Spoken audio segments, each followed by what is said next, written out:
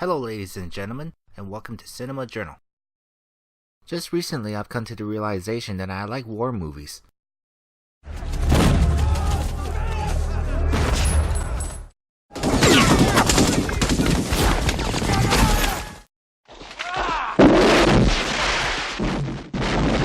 Like, really like war movies. It's funny that it never hit me like a 16-ton mega bomb before. From All Quiet on the Western Front to The Hurt Locker, many of these films have held my attention with their grand spectacle of their battle sequences that can be both thrilling and horrific at the same time to watch while exploring the psychological effects on the characters. Maybe it has to do with my military background, as I grew up as a military brat for most of my childhood to having served in the US Air Force for a few years a long time ago. But with film, newsreel footage, and video games, anybody could get up close and personal, witnessing both the glory and horrors of war safely away from the front lines. It's a very popular genre, with several achieving classic status as well as being hailed as some of the greatest films ever made, while more fantastical aspects like Star Wars and The Lord of the Rings give audience a new take on this age-old activity. It has shaped human history since prehistoric times and continues to do so to this day. So if I enjoy watching war films that much with their intense simulated war sequences where people occasionally get blown to bits, then surely my absolute favorite would be either Saving Private Ryan or Apocalypse Now or maybe Das Boot. I mean, sure, these films are incredible at what they do, and I do agree with them being classics in their genre. But if I have to name one war film to be my ultimate favorite, it would probably be... What? Oh no. Oh no. I do not want to think about that propagandist abomination for another second. Now get out.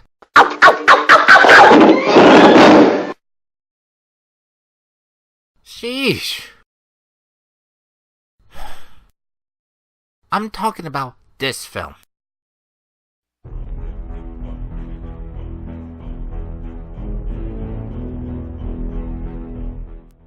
Released in 1989, Glory tells the true story of the 54th Regiment Massachusetts Volunteer Infantry, the first all-black regiment formed at the height of the American Civil War just after the Emancipation Proclamation was issued. My very first viewing of it was for my American history class in high school, and it has stayed with me for nearly 15 years now, having revisited it several times thanks to not only to its sweeping battle sequences that can be just as inspiring as it is horrific, but the dynamic relationship between the regiment's white commanding officer, Robert Gould Shaw, played by Matthew Broderick, and the black troops led by Denzel Washington and Morgan Freeman that gives this film the heart that spanned the entirety of the story. It was met with critical acclaim, was a modest box office hit, won 3 Academy Awards, and it is often credited for bringing attention to a long-forgotten aspect of the war itself to the mass public of how African Americans, both freed and enslaved, fought for their freedom and rights in a country that claimed that all men were created equal. So as time went on, while I still loved the film, I did start to wonder how much of it is true. I do understand that filmmakers will always take artistic liberties when it comes to adapting from history in order to tell a more compelling story, if not to make it more accessible for the general public. With that point in mind, the question becomes is how far could it go before it starts to be a detriment to the original story, or in understanding history itself? It has happened plenty of times before and, while not as prevalent, blatant false historical representation in film continues to this day. And some people think it shouldn't be an issue because they're not documentaries, that the film's sole objective is to entertain, not to educate. Okay, yeah, sure. But even documentaries can't escape from the personal biases of its filmmakers. Ever heard of the phrase, history is written by the winners? Well, as the exception in this case, the Union may have won the Civil War, but the South has managed to control the narrative of the conflict for nearly a century. It wouldn't be until the civil rights movements of the 50s and 60s that helped set the record straight. Well, straighter at least. Even right now, the American Civil War is a very popular and controversial historical topic as we are still feeling the effects of the momentous event to this day. And Glory is a unique film as it is the only major studio movie that centers around the plot of black soldiers in the Federal Army and presents them in a positive image. But how good of a job did it do it? Is it still worthy to be shown in schools across the country? Well, let's find out in what I like to call Historical correctness.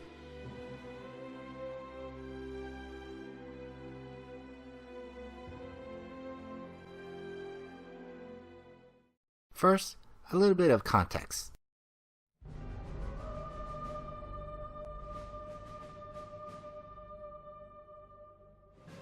The American Civil War started in the pre-dawn hours of April 12, 1861, when Confederate militia forces opened fire on Fort Sumter, a federal force situated in Charleston Harbor in South Carolina. Just months prior, 7 slave states had seceded from the Union to form the Confederate States of America in response to the election of Abraham Lincoln of the Republican Party to be the 16th president out of fear of losing their slaves. Yeah, I know Confederate sympathizers today will say, but it's for states' rights. But if you actually read some of the states' declaration of independence from the Union, you'll find that they made it very clear of their reasonings for leaving. Anyway, after the attack on Fort Sumter, it quickly galvanized the entire country into war against each other. The newly elected President Lincoln called for 75,000 volunteers to squash the Southern insurrection, in which in response 4 more slave states threw in their lots with the Confederacy, while the 4 northernmost slave states remained with the Union. As each side built up their army and get ready to go to war, both expected to land a decisive victory within a matter of months and the entire matter would be over, whether united as one or as 2 separate countries. Well, they overestimated the prospects of victory by underestimating the other side's resolve to fight, and it was proven right after the Battle of Bull Run, the first major military battle. It was a decisive victory for the Confederates, but it was far from the killing blow. If anything, it only gave the North a very grim idea of the potential cost of reunion, and several hundred thousands of new recruits signed on for the recently implemented 3-year contract in the Federal Army. By the second year of the war, several battles raged across the South as the North tried to push further down, first by cutting off trade through the sea and river routes, and then destroying logistic points such as railroads. Then there was General George B. McClellan, the overall commanding officer of the Northern Army, whose main goal was the capture of the Confederate capital of Richmond, just within picking distance from Washington, D.C. However, despite having superior numbers and his undeniable ability to whip his army into shape into a formidable fighting force, he seemed agonizingly reluctant to engage the Army of Northern Virginia head-on. At one point during his invasion, he was held back by a single fake cannon, and as Robert E. Lee took command of the Confederate Army with his aggressive military offensive and high-risk maneuvers, he managed to keep McClellan and the Army of the Potomac away from Richmond several times, prolonging the war even further. As all of that was happening, a small yet very vocal group of radicals in the Republican Party and the abolitionists were calling for not only for the immediate destruction of slavery, but for the enlistment of blacks into the Union Army. Even though Lincoln abhorred the institution, he felt that if the war was more for the manumission of black slaves than for the reunification of the nation, not only would he potentially lose the support of the 4 remaining slave states and even lose them to the Confederates, it would most likely demoralize much of the white population in the North, and many would be unwilling to fight and die for enslaved blacks. To ensure that the war did not become a fight to end slavery, the War Department explicitly forbid recruiting free blacks and would reject any who try. However, as the war continued in a stalemate with no end in sight, people started to change their tune a bit about the question of slavery and its role in the war. For one thing, with all of that labor in the South, like 4 million people's worth, who's not to say that the South could be running a well-oiled machine by using them for food production, railroad maintenance, fortification, and ammunition factories? Not to mention that slaves were escaping from the South by the thousands, using the war as an opportunity to make their way up north. One time, a Confederate general demanded the return of his 3 runaway slaves under the Futures of Slave Law as it is stated in the Constitution, but was denied outright because, well, he's no longer part of the United States, so that law doesn't apply to him anymore. So, as they were in the middle of a war, the slaves were quickly seen as contrabands, which Congress quickly passed a Confiscation Act that authorized seizures of any and all property, including slaves. And the Union were quick to put them to good use for their own military purposes, other than fighting. So, with a war that was not going anywhere fast, with clamors of negotiating peace being proposed in the North by the Democrats, which could prove to be a disaster for the Republicans in the upcoming midterm elections, Lincoln secretly proposed a proclamation to his cabinet where the emancipation of slaves held in rebellious states would be a military action, a means to an end to deplete the Confederacy of their large labor force that will bring a hasty end to the conflict. However, to announce what will be known as the Emancipation Proclamation so hastily could be seen as a desperate measure of a desperate nation run by a desperate president with little to show on the battlefield. So, under that advice from his cabinet, Lincoln decided to hold it off until a more better time to announce his intention, like an actual Union victory. And so, this is where our story begins.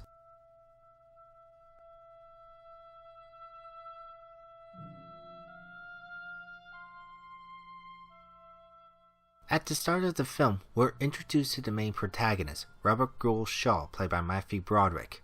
A captain of the 2nd Massachusetts Infantry, we watch as he leads his men across an open field where they are repeatedly cut down by Confederate muskets and cannon at the Battle of Antietam in Maryland, the first military battle to take place on Union soil.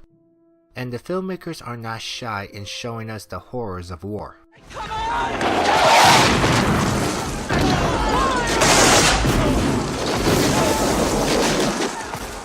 I never felt before the excitement which makes a man want to rush into the fight, but I did that day. It seems as if nothing could justify a battle like that, and the horror is inseparable from it.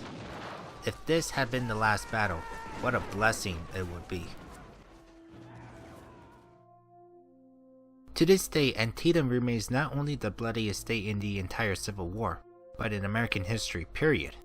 To put things into perspective, 3,675 Union and Confederate soldiers died on this one day of hard fighting, while 2,976 perished in the 9/11 attacks.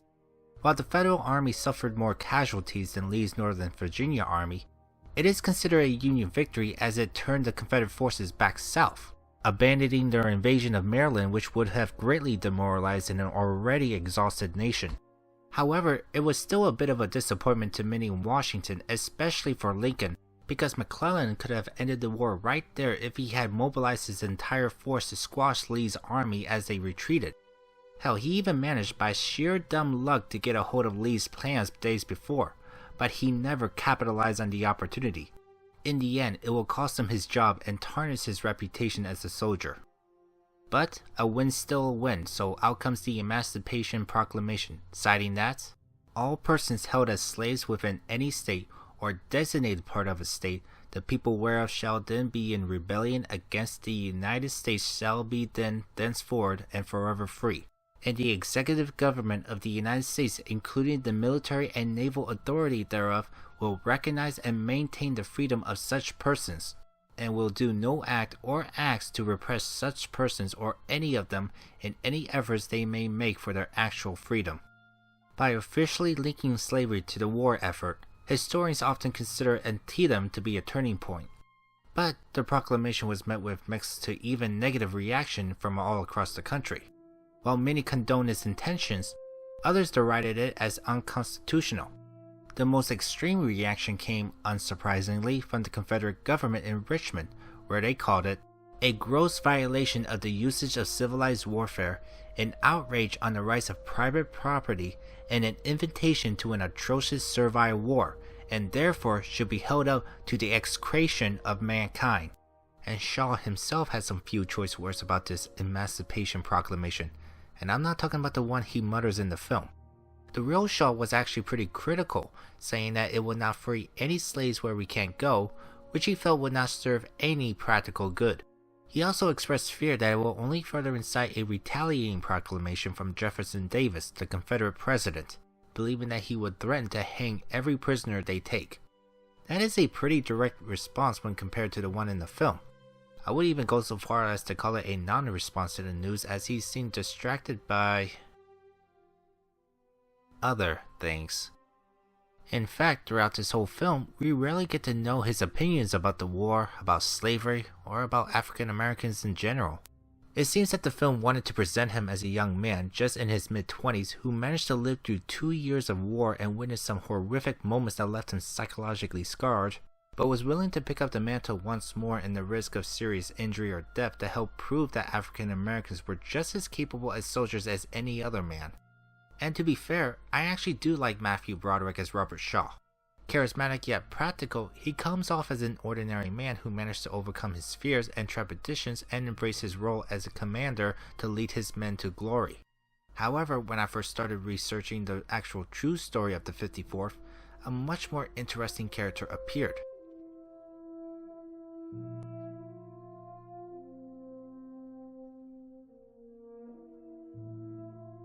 Robert Gould Shaw was born on October 10, 1837 to wealthy abolitionists Francis George Shaw and Sarah Blake Shaw in Boston, Massachusetts, the only son of 5 children.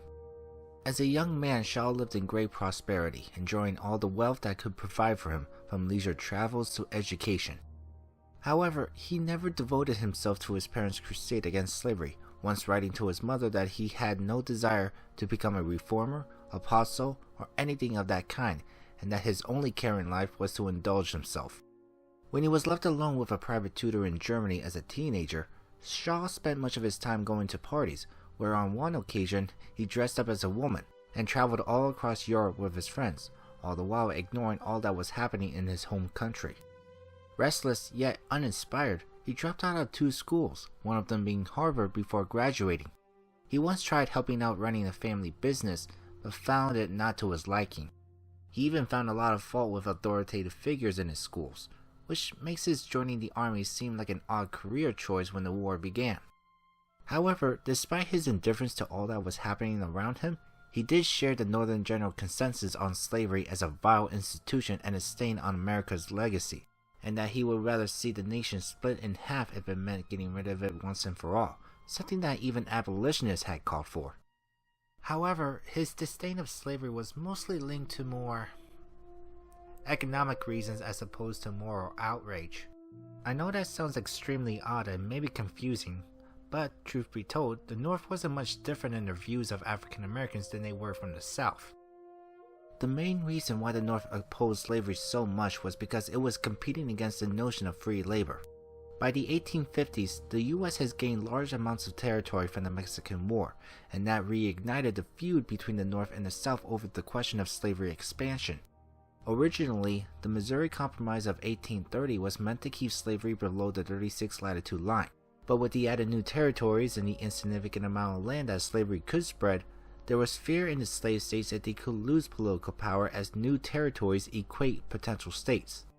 There was a lot of debate about slavery's contradictory place in a country that promoted the equality of man and the right of life, liberty, and the pursuit of happiness.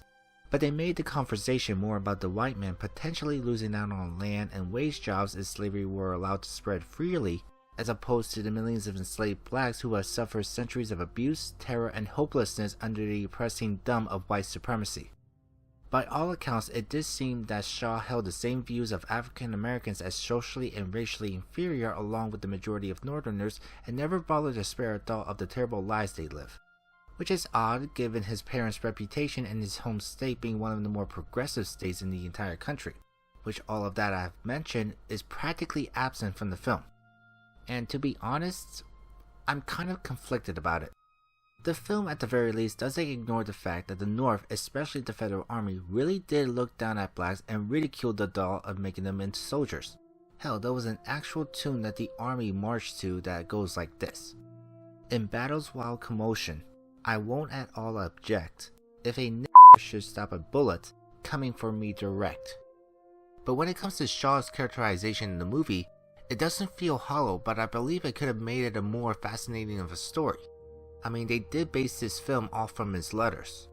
So, most likely they saw that he was a bit racist, which could make him a turnoff for many in the general audience, especially with African Americans. So instead of showing a change in his character throughout the film, they opted for the nice, rich white boy and allowed the audience to come to the assumption that he was an abolitionist at heart all along. And they compounded that by giving him a childhood black friend named Thomas Searles, played by Andre Braugher, despite the fact that I've never come across that name in my research or the fact that Shaw even knew a single black person intimately. But to give credit where it is due, he did actually support the idea of recruiting African Americans into the armed forces, which was an unpopular idea that many in the North vehemently opposed. And it's not just his historical background that was completely omitted from the film. How the regiment came to be didn't go as smoothly as they presented it. All it showed was recruitment stations set out in the streets of Boston and a large crowd of eager African American men ready to join and fight. But in real life, it was a lot more complicated than that, as it took months instead of a mere few days as the film presented.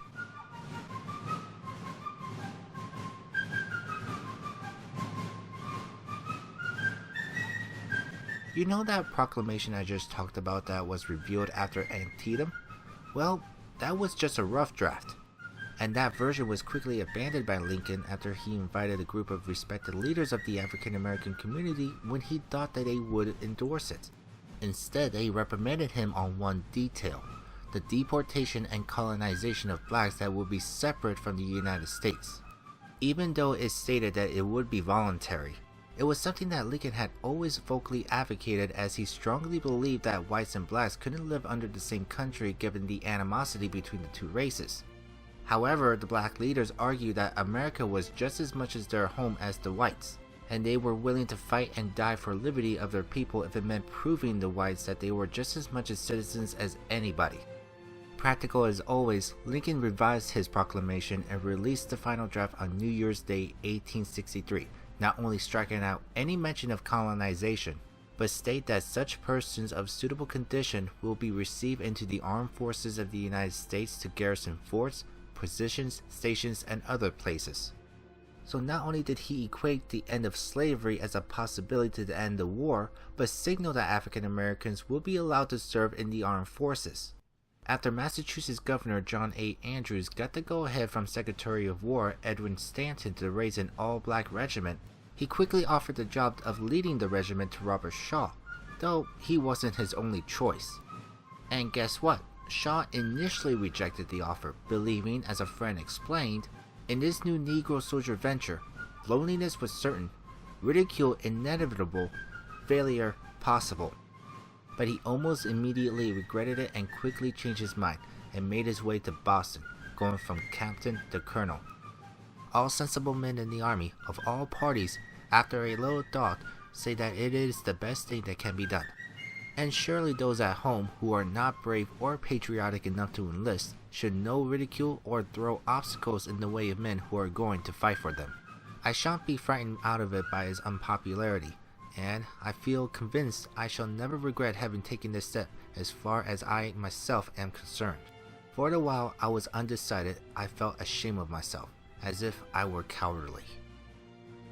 Now, with the support of the formation of an all-black regiment and securing a commander, the next logical step was recruiting any able-bodied black men who were willing and ready to fight.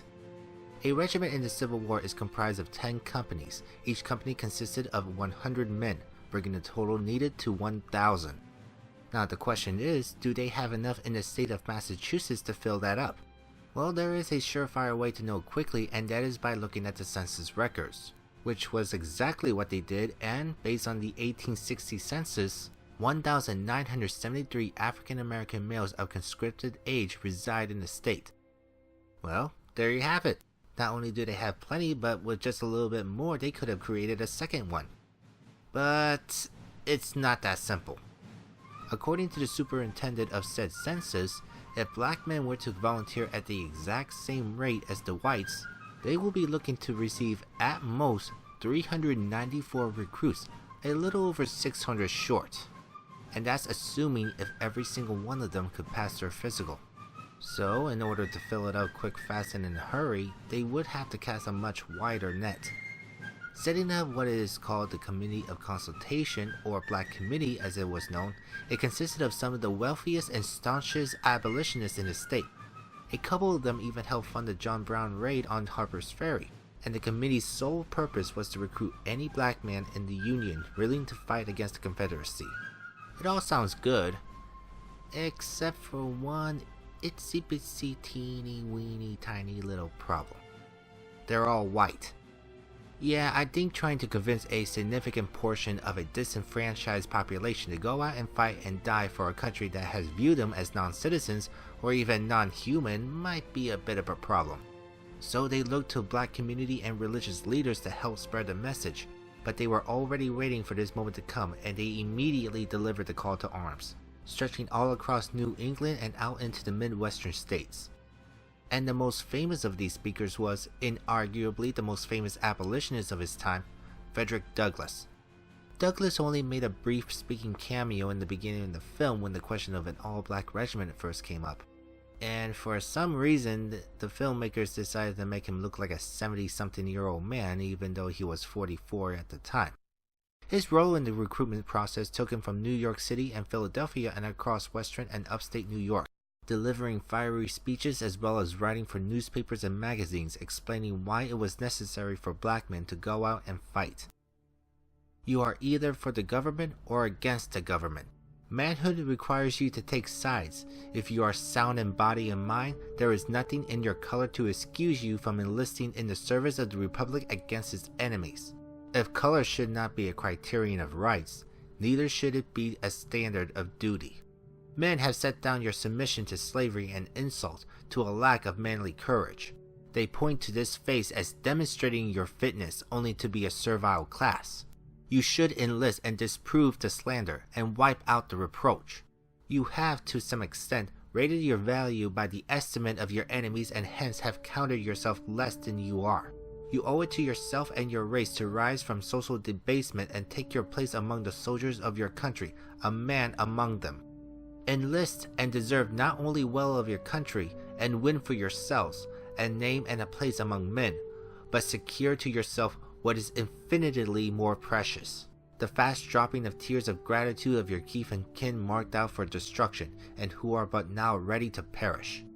When time's ample curtain shall fall upon our national tragedy, and our hillsides and valleys shall neither redden with the blood nor whiten with the bones of kinsmen and countrymen who have fallen in the sanguinary and wicked strife, when grim-visaged war has smothered his wrinkled front, and our country shall have regained its normal condition as a leader of nations in the occupation and blessing of peace, and history shall record the names of heroes and martyrs who bravely answered the call of patriotism and liberty against traitors, thieves, and assassins, let it not be said that in the long list of glory, composed of men and all nations, there appears the name of no colored man. Men from all across the nation came to Massachusetts in hopes for a chance to fight in the new regiment and make their lives as well as future generations' lives brighter. Men such as James Cadwell, Sojourner Truth's grandson, Stephen A. Swells, a canal boatman from Elmira, New York, William H. Carney, a former slave from Virginia who would become the first African American to win the Medal of Honor, James H. Gooding, whose writings about his time in the 54th would be read by thousands of readers in a weekly magazine, Peter Vogelsang, the eldest man in the regiment at 46 who would become one of his first black officers, and two of Douglas's sons, Lewis Henry Douglas and Charles Raymond Douglas, who were among the first to enlist. And this is where I'm going to have to stop for now. Sorry to end this on a cliffhanger, but I've never done anything like this and it's much bigger than I anticipated. But I'll have the next part up shortly. With that, thank you for watching and I hope to see you for the next video of Historical Correctness for part 2 of Glory.